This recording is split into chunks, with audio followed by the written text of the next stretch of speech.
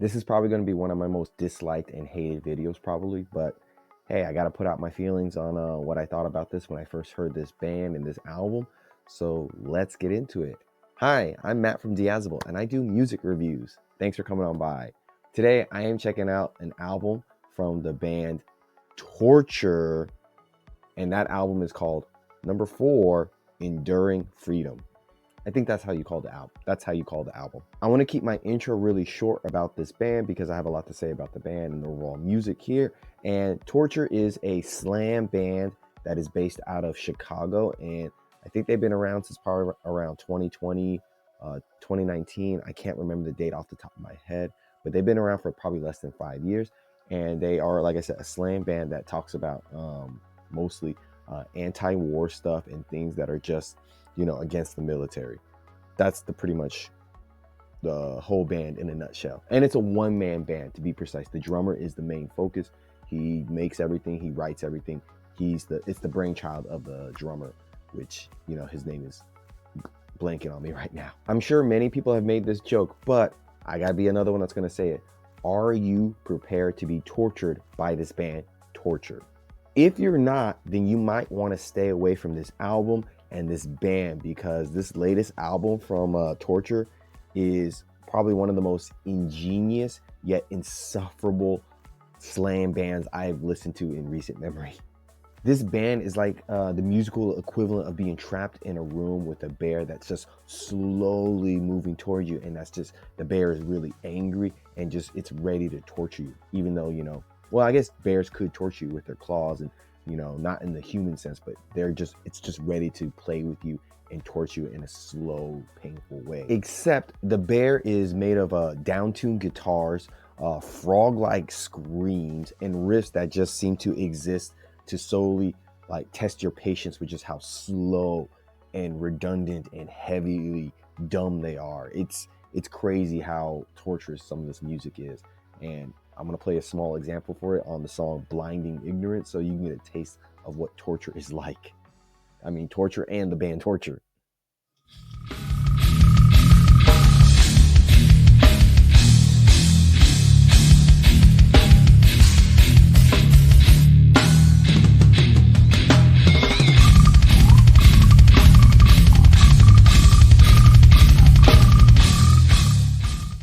That's just a small taste. On one hand, you have some of the most unbearable music to ever assault your eardrums. While on the other hand, you have a band here that's channeling their frustrations and the horrors of war, inhumane treatment of people, and just genocide into their brutal sound. You've got a message on this album that is just as heavy as the music that's being made here, because the message is pushing awareness about the atrocities that are happening in the Middle East and other parts of the world that a lot of people are ill-informed on and just need to know more about.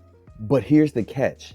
They make you feel the pain of everything that's happening outside of your little bubble in the world, because the music is so brutal. It's painful. You feel like you are feeling these torturous feelings that's happening to people around the world.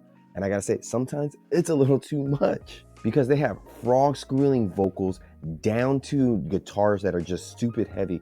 And to be honest, it's the kind of metal that makes you question things about your life and just what are you doing with your life while so much is happening in other parts of the world. The songs vary from being, 3 minutes to 16 minutes long of just relentless chugging and agonizing slow drum patterns. It's like, the old saying, it's like watching paint dry on the wall, but it's paint that is like sadistically, slowly, and just painfully scraping at your nerves with just how infuriating it can be at times. And I'll be honest, when I was listening to this album last year, just sitting through it was one of the hardest things I had to do, because it was a struggle to just continue listening to each track and each second of the record. I felt like my skin, I know it's a little bit of a hyperbole, but like it felt like my skin was being peeled off listening to every second of this album, or like a power drill just going into my ears. I know it's extreme, but as I'm talking about it, the painfulness that I was listening to this album, people are feeling pain around the world that is like tenfold. So that music is making me feel something. That's something for sure. That's got to be, I got to give credit to that for sure. And I'm equally impressed, but also just really, really, I don't want to say annoyed, but it was really hard to get through a lot of the music because of the vocals here are a mix of like weird frogs, like uh, squeals, partly interesting, but also at the same time, it felt like if a dying cat and a frog were mixed together, you would get some kind of weird vocal combination because it's really hard to get through listening to the vocals. And it's an impressive technique for sure. You know, mad props to the man doing this. But after listening to it for an hour, you're just waiting for silence because it's just outside those slow, down-tuned guitar chugs and slow drumming patterns. I will say at times Torture can really, you know, surprise you with some good and dynamic drumming. Like the drummer, he's the man putting everything together, so it makes sense that, you know, he's pacing things out, making the flow of the songs because he's the drummer. And in most bands, the drummer is the backbone of the band. I think the use of his double kicks and blast beats really help bring some energy to the songs because a lot of the time they're doing that slow, chuggy slam style, and you know you're getting a long, like an hour's worth of that. So it's nice when they speed things up, you know, change the tempo and, you know, give it a little bit more energy, and so it feels like a normal song, even like kind of catchy at times. And I think a good example of that is on the opening of Years in Turmoil. His double kicks, his drumming there, it's just a nice refreshing feel to the whole album. So here's a clip of that.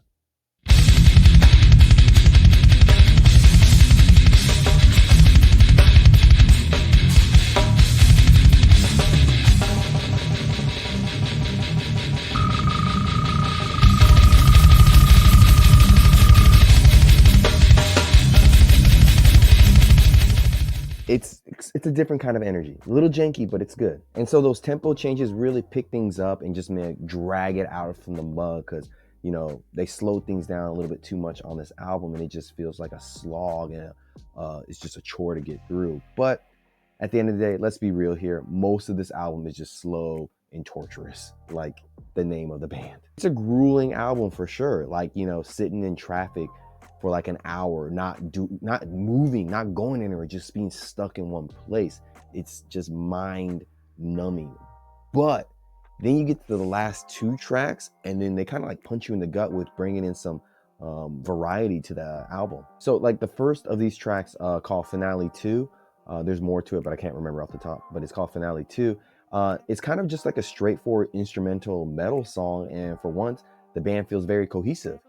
It's raw, intense, and it's just got a really great flow to it, and nothing feels like it's drawn out like the rest of the album. It's just like a simple instrumental metal song. It feels quite refreshing in this album. Then comes the final track here, Finale 3, and oh boy, this is where things get very haunting and just, in a weird way, amazing, but also really creepy.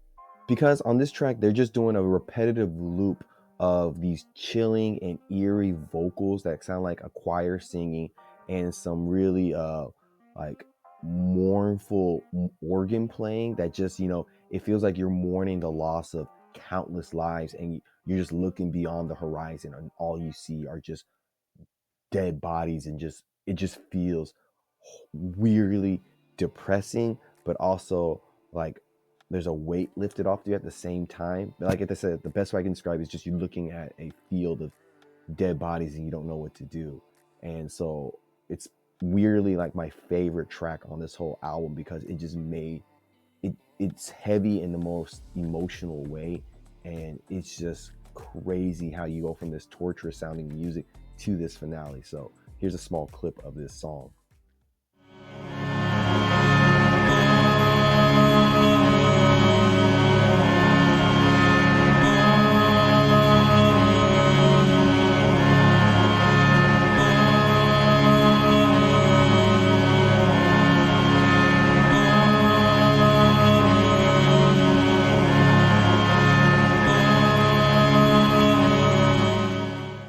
I don't know what it is about this song, but it's just emotionally gut-wrenching. So, does the message outweigh the torturous music here?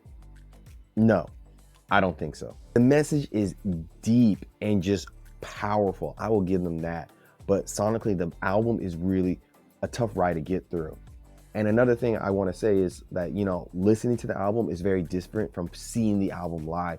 And, I think seeing this band, hearing this band live is a different experience than just sitting and listening to it in your car or as you go somewhere. So I feel like there's two sonically different experiences, because I feel like if I saw this band live, I would be really stoked. I would be so happy to hear it, because slam is pretty cool at times.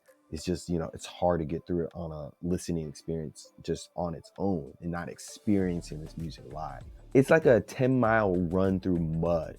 You're probably going to learn so many things about yourself and about that 10-mile run, but you're kind of wishing you hadn't done it.